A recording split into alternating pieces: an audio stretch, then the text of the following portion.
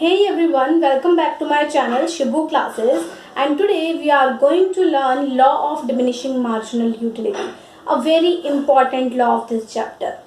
तो consumer equilibrium जो हमने चैप्टर स्टार्ट किया था प्रीवियस वीडियो में, आज उसी को कंटिन्यू करते हुए हम सीखने वाले हैं law of diminishing marginal utility. अब देखिए ये लॉ कहता क्या है। ये लॉ मीन्स कानून, राइट, मतलब जो रियलिटी है। अब ये लॉ क्या कहता है, देखो पहली बात तो ये कि इसको law of diminishing marginal utility के सिवा और क्या क्या कहते हैं, fundamental law of satisfaction and fundamental psychological law. ठीक है, ये तीनों इसी के नाम हैं। अब ये लॉ क्या कहता है, एक बार इसको रीड करते हैं।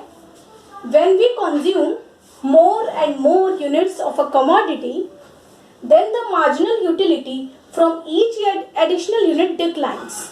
जैसे ही हम किसी चीज की ज्यादा से ज्यादा यूनिट्स कंज्यूम करते हैं तो हर नेक्स्ट यूनिट से मिलने वाली जो सेटिस्फेक्शन होती है वो कम होती चली जाती है। तो इसका कहने का मतलब क्या है, देखिए एक एग्जांपल के थ्रू हम समझते हैं।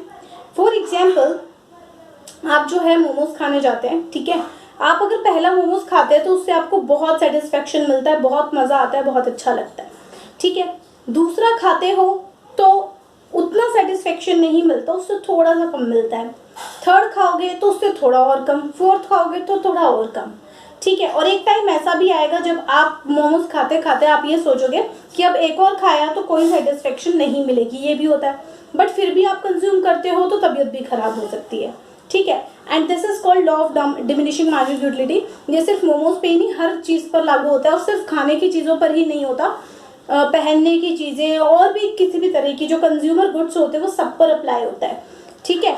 अच्छा, लेकिन ये जो लॉ है ना, इसकी दो अजम्पशंस है। इन दो अजम्पशंस के बिना ये लॉ इनकम्प्लीट है। इकोनॉमिक्स में हर लॉ की कोई ना कोई अजम्पशन होती है, तो इसकी भी दो अजम्पशंस है और जो कि बहुत इंपॉर्टेंट है। First assumption is only use standard units of a good. किसी भी गुड की स्टैंडर्ड यूनिट्स यूज करनी है। फॉर एग्जाम्पल अगर आप चाय पी रहे हैं तो आप कहेंगे 1 कप ऑफ टी या फिर 1 स्पून ऑफ टी। नहीं, 1 स्पून ऑफ टी आप इसमें नहीं लेंगे, 1 कप ऑफ टी लेंगे। अगर आप राइस खा रहे हो तो 1 प्लेट ऑफ राइस लेंगे, ठीक है, या फिर 1 बाउल ऑफ राइस। लेकिन ऐसा थोड़ी ना हो सकता है कि चावल का एक दाना, नहीं, ठीक है। तो इसमें जो भी आपको लेनी है एक स्टैंडर्ड यूनिट लेनी है, ओके। दूसरा एजम्पशन ये है कि कंजम्पशन शुड बी कॉन्टिन्यूअस। ये बहुत ही इंपॉर्टेंट एजम्पशन है कि कंजम्पशन आपको कॉन्टिन्यूअसली होना चाहिए। ऐसा नहीं है कि आपने 1 कप चाय आज पी, 1 कप चाय कल पी रहे हो, फिर 1 कप चाय उसके अगले दिन पी रहे हो, कह रहे हो कि मुझे तो सेम ही सेटिस्फेक्शन मिल रहा है डेली। नहीं, अगर आप किसी चीज का कंज्यूम कर रहे हो तो ये माना जाएगा कि आप लगातार कर रहे हो। अगर आप लगातार कर रहे हो तो ही वहां पर ये लॉ एप्लीकेबल है। अगर आप बहुत टाइम बाद कोई चीज कंज्यूम कर रहे हो तो वहां पे लॉ एप्लीकेबल ही नहीं है, वहां इस लॉ का यूज है ही नहीं, ठीक है। तो ये लॉ कहाँ एप्लीकेबल है, जब ये दो जो assumptions है सेटिस्फाइड हो रही हो, ठीक है। अब इसके बाद इसको हम ग्राफ के थ्रू कैसे दिखा सकते हैं। It's a very very simple thing. देखिए आपको क्या करना है, नीचे एक्स एक्सिस पर कंजम्पशन ऑफ गुड एक्स, कोई गुड एक्स है हमारा, उसका कंजम्पशन दिखाना है, ठीक है। और जो आपकी वाई एक्सिस है इस पर दिखानी है मार्जिनल यूटिलिटी। मार्जिनल यूटिलिटी क्या होती है, मैंने पहली वाली क्लास में भी बहुत अच्छे से एक्सप्लेन किया था। अगर आपने वो क्लास नहीं देखी है तो पहले आप उसे देखो, समझो कि टोटल यूटिलिटी और मार्जिनल यूटिलिटी में क्या डिफरेंस होता है, देन इस चीज को समझना तो और अच्छे से समझ में आएगा, ठीक है। तो मार्जिनल यूटिलिटी की बात हो रही है यहाँ पर, टोटल यूटिलिटी की बात नहीं हो रही है। कि जैसे जैसे अब आप ये देखो, पहले आपने कोई चीज बिल्कुल नहीं खाई थी, फिर आपने खाई 1, फिर 2, फिर 3, फिर 4, मतलब जैसे जैसे आप क्वांटिटी बढ़ाते जा रहे हो वैसे मार्जिनल यूटिलिटी गिरती चली जा रही है। और एक टाइम ऐसा आएगा जब ये जीरो हो जाएगी और नेगेटिव भी जा सकती है, ठीक है। तो ये होता है मार्जिनल यूटिलिटी का गिरना, ठीक है। इस तरह से हम इसको शो करेंगे and this is called law of marginal utility और law of diminishing marginal utility, fundamental of satisfaction, fundamental psychological law, whatever you want to say, ठीक है। तो ये एक छोटा सा लॉ है लेकिन बड़ा ही इंपॉर्टेंट है, ठीक है। अब ये यहाँ पे क्या है ना, आपके बुक्स में आप देखोगे कि पहले आपको टोटल यूटिलिटी और मार्जिनल यूटिलिटी में रिलेशन बताया गया होगा, लेकिन उस रिलेशन को समझने के लिए अगर हम ये चीज पहले समझ लेना तो बहुत अच्छा रहता है। तो इसलिए मैंने क्या किया, पहले आपको ये क्लियर कर दिया और अब हम टोटल यूटिलिटी और मार्जिनल यूटिलिटी का जो डिफरेंस है उसको समझ लेंगे। और हाँ, उनमें क्या रिलेशन है, नॉट डिफरेंस, सॉरी, उनमें क्या रिलेशन है उसको समझते हैं तो हमें अब वो अच्छे से समझ में आएगा, okay. Okay, now let's discuss the relation between total utility and marginal utility, कि टोटल यूटिलिटी और मार्जिनल यूटिलिटी में क्या रिलेशन होता है।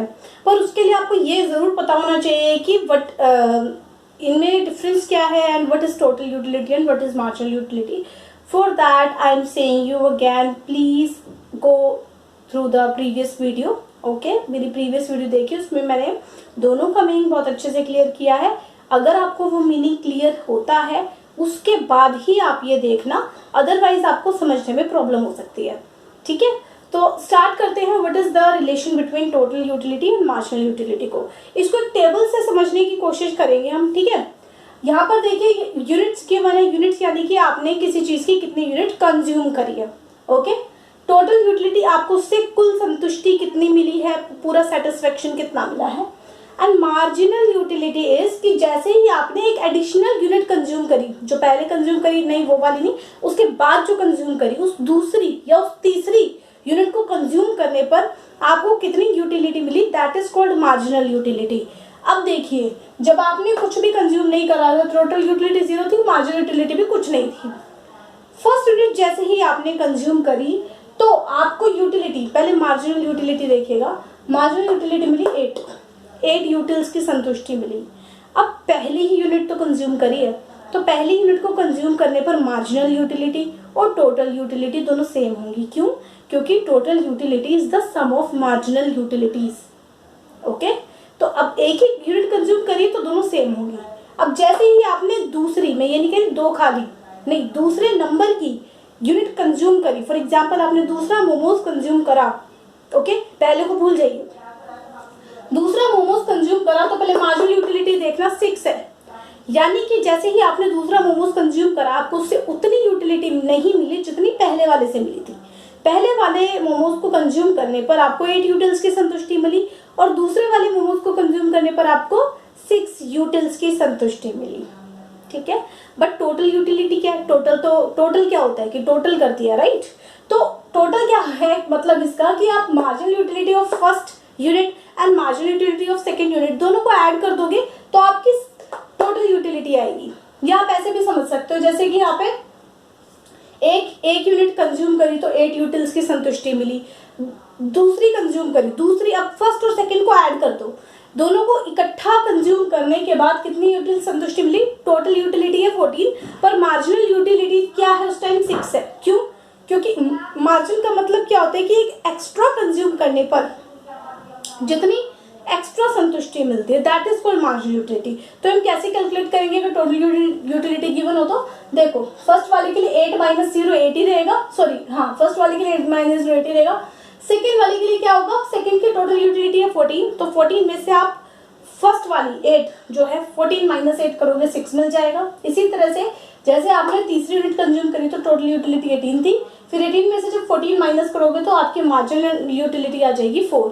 तो इस तरह से आप इन सबको कैलकुलेट कर लोगे और जब हम इन्हें एक ऐसे शो करेंगे तो ये कैसे दिखाई देंगे। देखो, ऊपर मैंने शो करी है टोटल यूटिलिटी, नीचे शो करी है मार्जिनल यूटिलिटी। आप चाहो तो एक ही ग्राफ में भी शो कर सकते हो। ठीक है, अब देखो यहाँ पे ध्यान से समझना, मैंने यहाँ पे नंबर शो नहीं किया है बट ऐसे ही बताने की कोशिश करी है। देखो क्या होता है ना, जैसे जैसे अब यहाँ पे आप सोचो, आप यहाँ पर ना चल रहे हो, इधर से आप उधर जा रहे हो, मतलब आप पहले आपने कुछ भी कंज्यूम नहीं किया था, फिर पहली यूनिट कंज्यूम करी, फिर दूसरी, फिर तीसरी, फिर चौथी, फिर पांचवी, छठी, ऐसे कर करके आपने बहुत सारी यूनिट्स कंज्यूम करी। जितनी जितनी आप ज्यादा यूनिट्स कंज्यूम कर रहे थे टोटल यूटिलिटी बढ़ती चली जा रही थी। लेकिन इधर देखिए, अब इधर भी आप जितनी ज्यादा यूनिट्स कंज्यूम कर रहे थे तो मार्जिनल यूटिलिटी डाउन जाती जा रही थी, बढ़ नहीं रही थी, वो डाउन जा रही थी। डाउन क्यों जा रही थी, ये हम law of diminishing marginal utility में समझ चुके हैं कि जैसे जैसे हम एक चीज की एक्स्ट्रा यूनिट्स कंज्यूम करते हैं, एडिशनल यूनिट्स कंज्यूम करते हैं, हर एक्स्ट्रा यूनिट से मिलने वाली संतुष्टि कम होती चली जाती है। ठीक है, that's why it is declining. Okay, तो जैसे जैसे हम इसमें एक्स्ट्रा यूनिट्स कंज्यूम कर रहे थे मार्जिनल यूटिलिटी कम होती चली जा रही थी। ठीक है, अब ये देखो क्या हो रहा है ना, एक चीज है जो मैंने प्रीवियस वीडियो में बताई थी आपको कि sum of marginal utilities is equal to total utility, यानी कि आप जो है चाहे बेशक ही गिर रही है तो क्या हुआ, लेकिन जैसे जैसे आप इनको ऐड करोगे तो बढ़ेगा ही ना टोटल यूटिलिटी। तो फॉर एग्जाम्पल किसी बच्चे के मार्क्स आए पहले 20 में से 20, फिर 20 में से 18, फिर 20 में से 17, फिर 20 में से 16, वैसे तो कम हो रहे हैं हर टेस्ट में, पर अगर उनका टोटल करोगे तो वो तो बढ़ेगा ही ना। पहले टेस्ट में 20 थे, दूसरे टेस्ट में टोटल करोगे तो कैसे करोगे, पहले टेस्ट का और इस टेस्ट का 20 + 18, तो वो बढ़ेगा ही ना। उसी तरह से मार्जिनल यूटिलिटी तो हर स्टेप पर कम हो रही है, लेकिन अगर आप उन्हें ऐड करते जाओगे तो टोटल यूटिलिटी तो बढ़ेगी ही ऑब्वियसली। लेकिन यहाँ पर ये एक पॉइंट आता है जब मैक्सिमम है टोटल यूटिलिटी, ये तब मैक्सिमम होगी जब मार्जिनल यूटिलिटी 0 होगी। मान लो किसी के टेस्ट में 0 ही आ गए, तो फिर टोटल यूटिलिटी कैसे बढ़ेगी, मतलब आप 0 ऐड करोगे तो आपके मान लो अब तक ऐड कर करके 50 हो चुके हैं मार्क्स, अब 50 में 0 ऐड करोगे तो 50 रहेगा ना, वो तो नहीं बढ़ेगा। ओके उसी तरह मान लो ये MU नेगेटिव जा रहा है ना, नेगेटिव जा रहा है मतलब ये सोचो किसी बच्चे के नेगेटिव मार्क्स आ गए, जैसे 20 में से -2 आ गए, अब -2 एक नेगेटिव नंबर है, उसको किसी पॉजिटिव नंबर में ऐड करोगे तो पॉजिटिव नंबर भी डाउन जाएगा कि नहीं जाएगा। उसी तरह से जब मार्जिनल यूटिलिटी नेगेटिव हो रही है तो टोटल यूटिलिटी डाउन जाना शुरू हो गई है। ओके मार्जिनल यूटिलिटी 0 हो सकती है, नेगेटिव भी हो सकती है, पर जो आपकी टोटल यूटिलिटी होती है ना वो नेगेटिव नहीं हो सकती। ओके तो इस तरह से चलेगा आपका, वो जाएगी नहीं नेगेटिव, इतना कौन कंज्यूम करेगा, कौन इतना बेवकूफ होगा कि टोटल यूटिलिटी नेगेटिव चली जाए, नो। ओके तो यहाँ पर आप इस रिलेशन को समझिए, इसके इस रिलेशन के बारे में हम 4 पॉइंट्स लिख सकते हैं।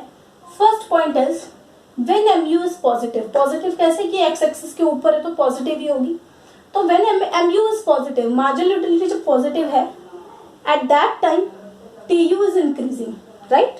जब मार्जिनल यूटिलिटी पॉजिटिव है at that time TU is increasing eight increasing rate. देखो जो MU होता है ना वो TU की रेट डिफाइन करता है, रेट मतलब वो बढ़ रहा है तो किस रेट पर बढ़ रहा है, गिर रहा है तो किस रेट पर गिर रहा है।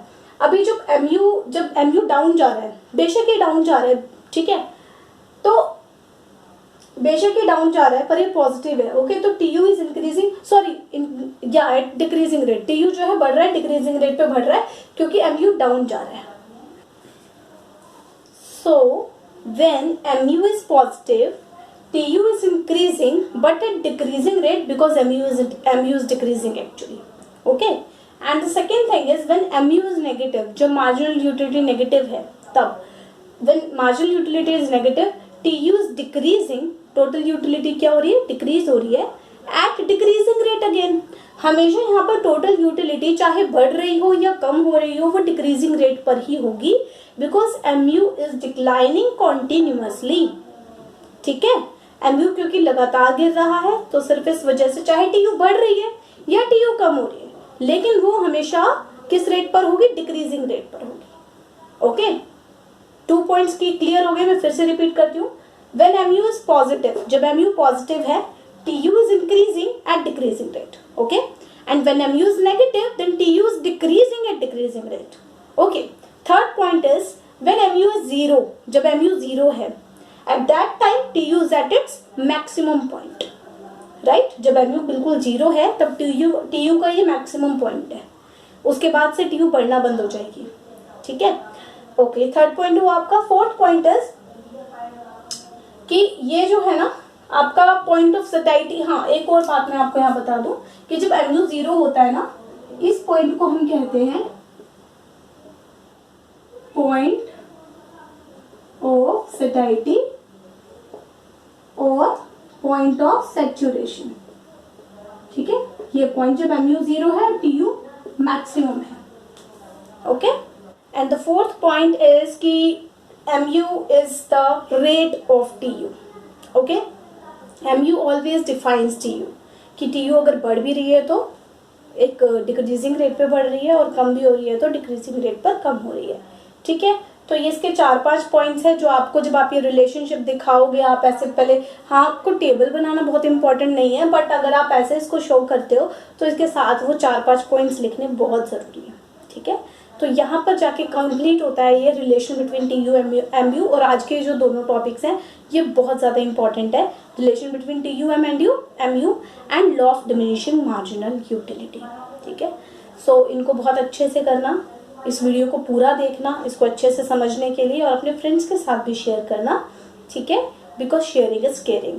and we will meet in the next video. Till then, take care of yourself. Bye bye. Please like, share and subscribe.